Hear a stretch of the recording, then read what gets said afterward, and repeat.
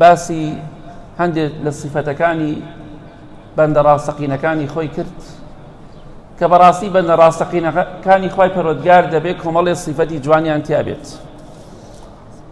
دەفەرمێت والذين يقولون ربنا هب لنا من أزواجنا وذرياتنا قرة أعين واجعلنا للمتقين إماما. بەندە ڕاستەقینەکانی خوا عیباد الرحمن دەپاڕێنەوە دەڵێن خوایە پێمان ببەخشە لە خێزانەکانمان، لە کوڕەکان و نەوەکانمان، لە کچەکانمان، کۆمەڵە مناڵێکمان پێ ببەخشە ببێتە مایەی دڵخۆشی و چاوگەشی بۆ ئێمە، واتە چاومان پێی گەشت بێتەوە، چاومان پێی ڕووناک بێتەوە.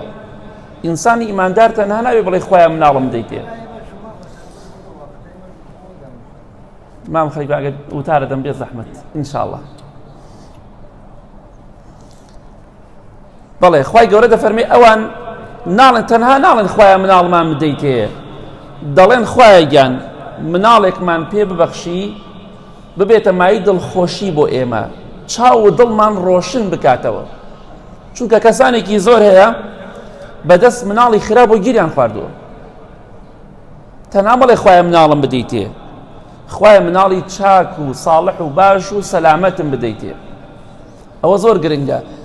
مناڵێک بێ دڵت خۆشکە، چاو و دڵت ڕۆشن بکاتەوە، دڵت خۆش بێ الحەمدوللا فڵان کەس کچی منە کوڕی منە، کچە زای منە کوڕە زای منە،